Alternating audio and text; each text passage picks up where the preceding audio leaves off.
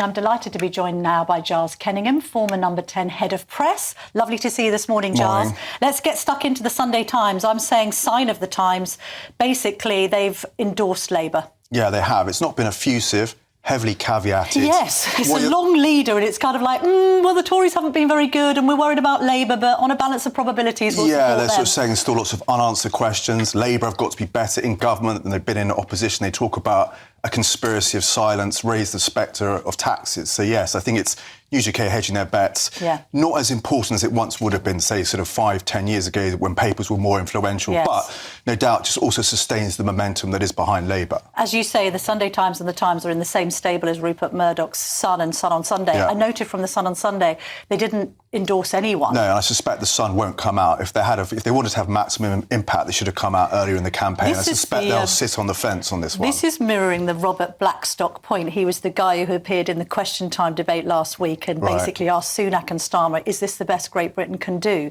That seems to be the kind of feeling among newspapers. They're in a difficult position. They don't really, the right-wing press can't be too effusive about the Tories because they know their readers are very, very unhappy with them, but they don't want to be effusive about a Labour government either. Yeah, because it's effectively what you've seen with Starmer is do nothing and basically hope that you can sail under the radar and win. And so far, that strategy has worked for him. Let's talk about Rishi Sunak coming out fighting in the Sunday Telegraph and some of the other righties, because I see that the Mail on Sunday have also gone with this kind of like, Labour will wreck the economy in 100 days. He's saying Labour will bankrupt every generation. Red alert, red alert. Yeah. I mean, is it too little too late, Giles? Yeah, I mean, there's a good sort of school of thought. You should have done this earlier in the campaign. Clearly, this is about trying to mobilise the base late in the day and say to wavering reform voters, if you vote reform, it's a backdoor to a Labour government.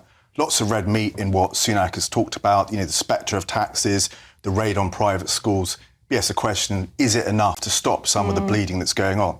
I mean, you've been around the block some time and you've been involved in previous campaigns. How bad do you think the Tories' campaign has been?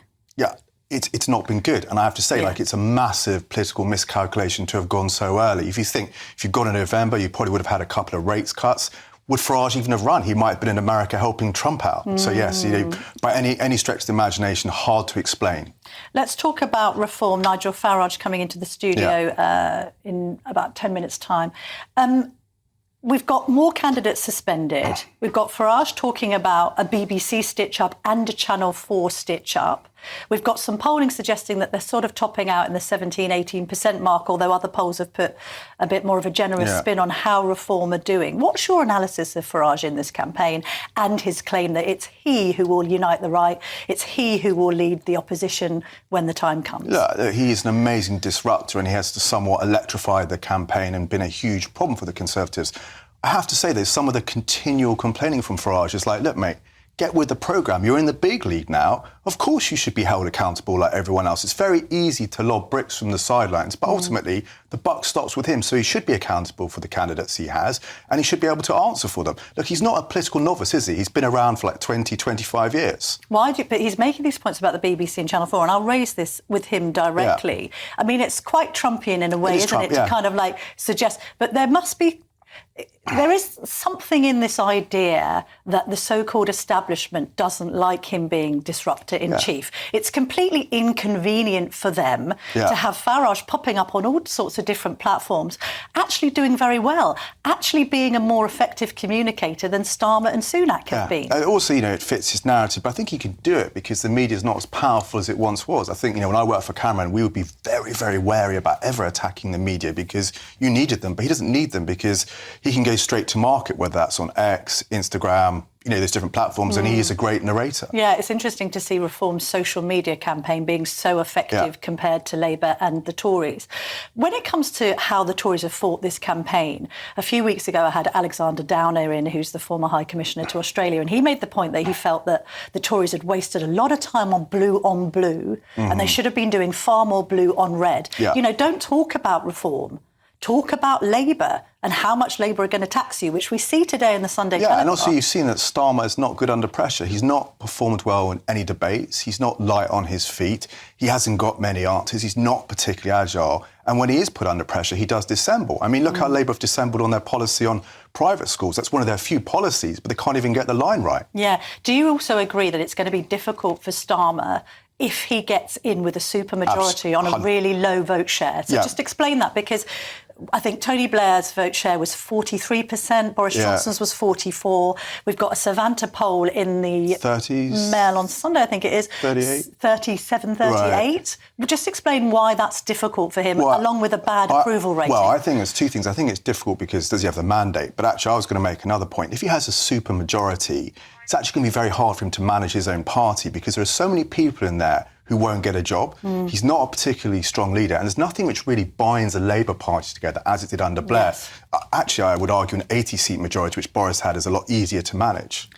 The Observer has done a very handy election night guide, and it's sort of said the 10 things you need to watch on the night. I'm going to be hosting with Stephen Dixon, so we shall have matchsticks in our eyes as we're doing, just before the exit poll comes out, all the way through to 6 a.m.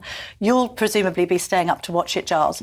What are you going to be looking out for? I suppose, firstly, do the big beasts in the Tory party survive, like the Grant Shapps, the Penny Mordaunt's, Jeremy Hunt, James Cleverly? To our point, turnout. Do you get a very low turnout? Because there seems to have been a lot of disaffection. The polls are saying there's a lot of undecided people during this election. And then reform, do the votes actually translate into seats?